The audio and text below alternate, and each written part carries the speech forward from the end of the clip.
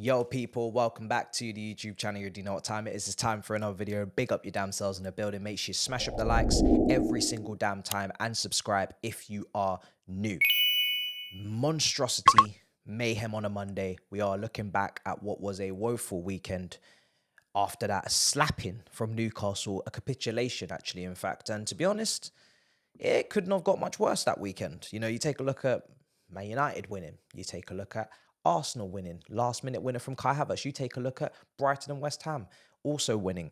The gap opening up between us and the rest of the teams. And on top of that, a certain skullduggery is on my Twitter account, running a mess for the last, since last night, 9 p.m. till tonight, 9 p.m. So if anything is going on there, I have people phoning me, messaging me. I don't know what's happening on that account, but he's tweeting, I lost a forfeit on the Big Six, and he's running a mess and running amok. So apologies for the shit you're having to read. It's all fabricated, whatever it is, and I cannot wait to have my account back so I can absolutely drag him through the mud because he is a menace to society. So this is where you're going to get my thoughts until I get that account back. This game was a capitulation. It was the worst game of the season, right? I stand by that. It was the worst performance of the season.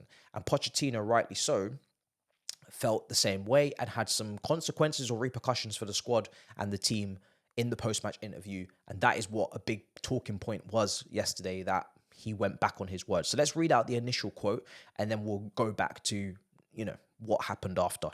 So the quote was after the match: "It was our worst game of the season. It was tough to be in the stands. We cannot complain about the result. We did not read the game from the beginning. We did not play the way we should. And we looked and showed a lack of intensity and energy. Even after we scored at 1-1, it was a chance for us to force them to play deeper. But it was so easy for Newcastle, and that is why I'm so upset with the performance. It's a young team. They need this type of situation to realize we will go to the hotel, then train early tomorrow, no time off." That's the key from this quote. We cannot blame the players. It was a team together. I agree with that. We need to understand the level. We need to compete and learn about this situation. There are many details and many things to build. Many things that can build confidence and strength. We already know what is going on and we will try to change the dynamics. Now, I agree with basically all of that. And I think, yes, the performance was that bad that, yes, it would be nice to have a little bit of a rain check and a little bit of a reality check for this team coming in the next day. But unfortunately, the day after, as people were to find out and were pretty annoyed about, Pochettino, in this quote here, Pochettino has demonstrated an anger in his interview after yesterday, suggesting that a normal way to react to such a result would be to cancel the scheduled Sunday off and to train. But it was just an empty threat, and Chelsea players have had their day off as planned. That's from Simon Johnson. Now, this is quite a clever way of wording it, because the way he's obviously said it as an empty threat is obviously insinuating that Pochettino is just baking those words falsely to the public and trying to get the fans going, but at the same time, he's not going to actually continue that off the pitch. Now, two things. He could have easily changed his mind. And of course, because he's written empty threat, you're going to get more emotive, you're going to get more emotional, more angry. Your response to that is going to be more heated. That's the way it's kind of been written to make you feel that way. Now, the players respect Poch from what I can see. That was the first performance this season where you could feel and you could say that the players didn't really try or didn't really put the effort in, or didn't really put the level of performance up that we need from them in a game of that magnitude. Most of the other games, even if we've lost, has been down to performance in the boxes, right? It's been in the final boxes, final actions, where we've not put the ball in the back of the net, where we haven't, avoided making an individual error. Smaller margins have cost us. We haven't really been battered. So there is a togetherness in the group. There is a commitment to the manager. This is the first game where you could say they just down tools, or they just capitulated, or they just lost it, right? And that's why he came out and said it was the worst performance. But it doesn't insinuate that they don't have respect for him or they're not with him. So I would disagree with that situation that people may be taking from the fact that he's, changed his mind. However, I do believe that this was a good opportunity to not even rubber stamp your authority, but just absolutely rubber stamp the standards once again at Chelsea. And this performance is just not acceptable, not going to be tolerated. And you guys are going to have to make up for that. And you're going to have to respond in an uncomfortable way where you do come in the next day. Now, is it one of those situations where I really would have cared if he didn't say it. Would I have expected them to come in the next day? Probably not, because would it have made sense from a logistics standpoint, considering players came back late from international duty, considering we have we have to manage the fitness of certain players, fatigue, injury prone players. So does it make sense to really come in on a Sunday?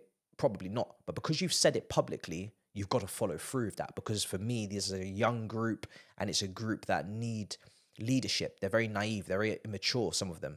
And their awareness is sometimes quite poor. Filming butt cracks, going to Villarreal for giggles and laughs, obviously in dressing rooms. That's not the perfect way to respond to losing 4-1. It's not smart. So there's a lack of awareness there. Now, I don't really care usually what players do off the pitch, to be honest. And as long as it doesn't influence or impact the rest of the squad or what's happening on the pitch, you can do as you please. It's your life. I want players to have the freedom. I don't want them to be depressed. I want them to enjoy themselves. It's a lack of awareness. It's not particularly wise. It's kind of odd for Jackson to go to Villarreal the day after and, be in their dressing room and whatnot after getting slapped up the day before. However, it starts with the manager because he's given them that day off. Now, like I said, in terms of recovery, that's the day, Sunday, the day after the game. So it doesn't make sense to train. Doesn't make sense to make them run, back and forth, and might get the adrenaline pumping for the fans, but it doesn't actually make sense from a fitness standpoint, from a logistics standpoint. However, the middle ground is maybe they do come in on that day. That isn't an off day. And maybe they go through, what went wrong, go through it tactically, rewatch the game, point out the problems, point out the issues, recover together as a group, do barbecue, whatever you want, fried chicken, he loves that kind of stuff, whatever Poch wants. But it would have been nice to follow through with part of it. I'm not saying the whole thing with, doing laps and whatnot. I'm just saying follow through with part of it, because now for some of them, they're immature and, they've taken it as, oh, we've gotten away with that. Maybe. Hopefully not, they haven't. Hopefully they'll have them, some self-accountability is needed here.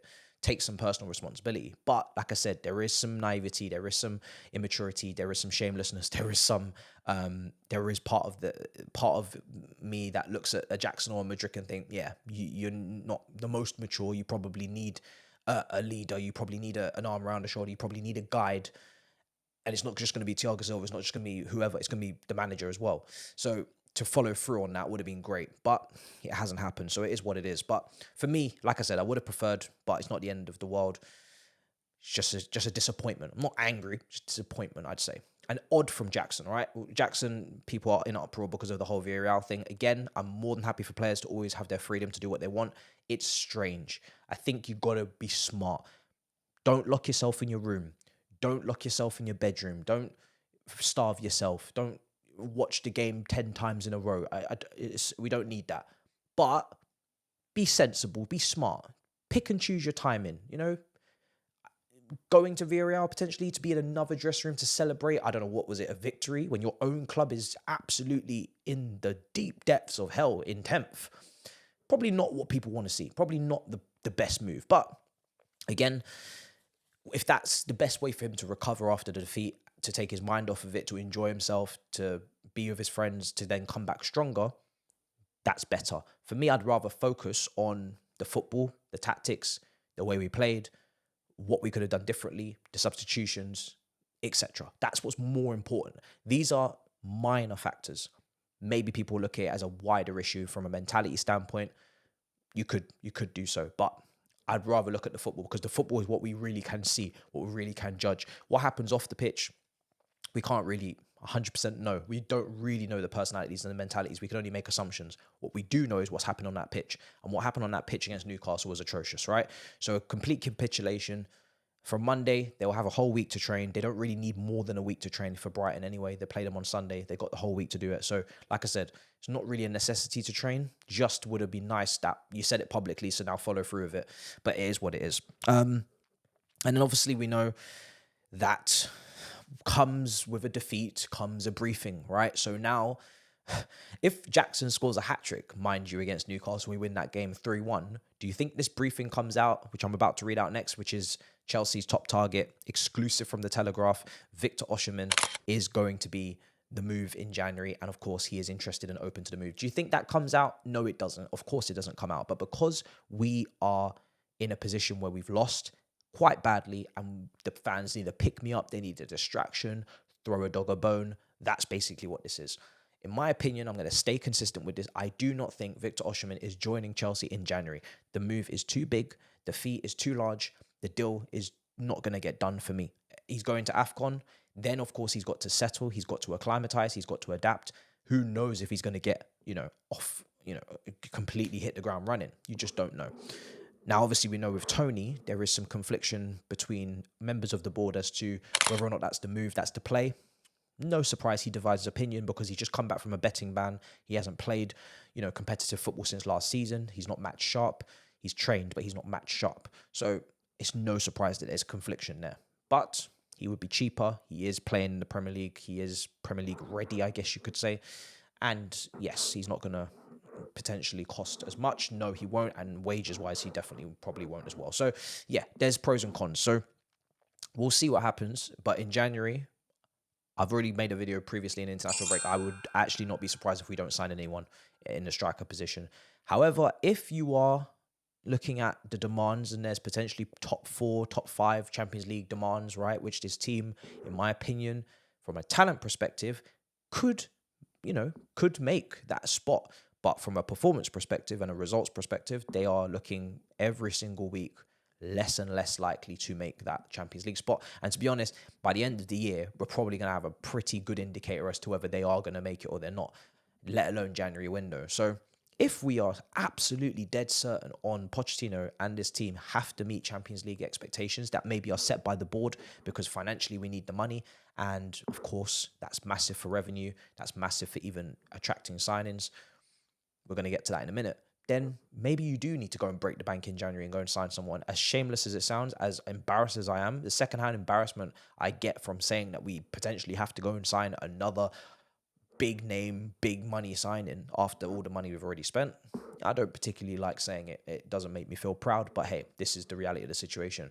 Potentially, we could do with a striker that is certified if we're going to hit those Champions League positions.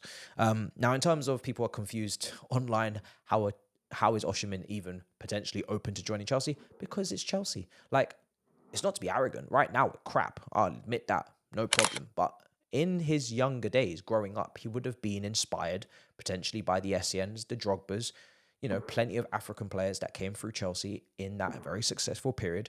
And he was young, growing up and idolizing those people. It's not a surprise that he would want to join Chelsea. We are not a Mickey Mouse mini institution.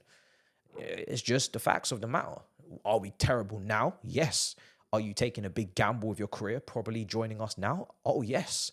Because nobody knows where this is really going. These guys have to fulfill their potential. They have to develop. They have to actually, continue in the upward trajectory. That's not a guarantee for all these players, really.